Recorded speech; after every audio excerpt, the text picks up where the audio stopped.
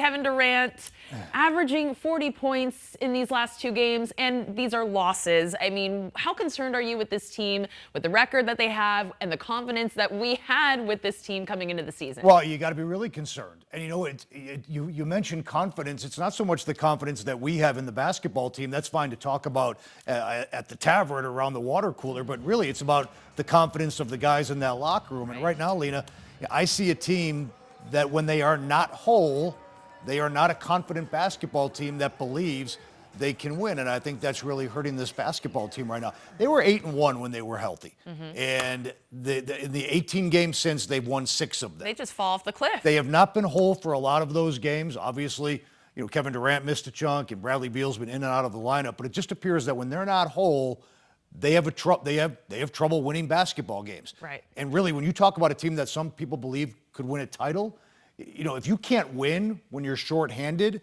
what does that say about your ability to win a championship when you're whole? Now, we haven't hit Christmas yet. There's a long way to go.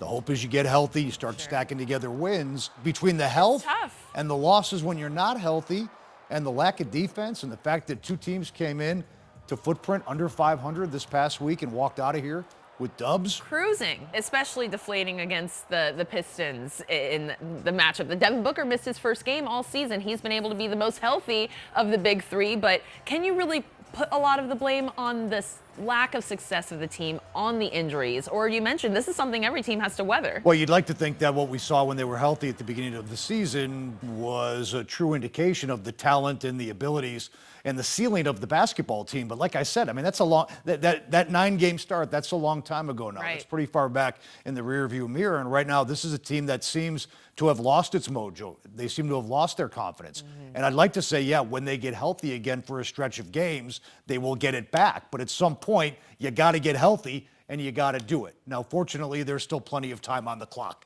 as they say, to get it together. But right now, as we hit Christmas, Lina, you got the Nuggets coming up twice. You got the Golden State Warriors. I mean, that's why losing to the Pistons and the Pacers at home tough. Was not a good thing. Tough to swallow. Right, because now the schedule gets more difficult. We know Devin Booker will be out tomorrow against the Nuggets. Do we think that he plays on Christmas Day? And do we think the Suns actually win on Christmas Day? Okay, if you recall, Booker had a groin injury a few days before Christmas 2 years ago. And it was the Suns' return to Christmas Day basketball. And Devin Booker was so hell-bent on getting out there. They were coming off the finals. He was ready to showcase himself, his team, his game on Christmas Day. A career moment. And he came back too early. And 4 minutes into the game, he ripped that groin and missed 6 weeks. You can't let that happen again. Can't afford it right now. So whether it's a Christmas Day game against Jokic and the Nuggets or not, if Devin Booker's not completely healthy, you can't put him out there for risk of happening again what happened 2 years ago. Now, if he's good to go, he's good to go. We'll find out, I guess, come Christmas night. Yes, we will. The Nuggets coming up twice. Tim Ring, thanks a lot. You got it, Lina.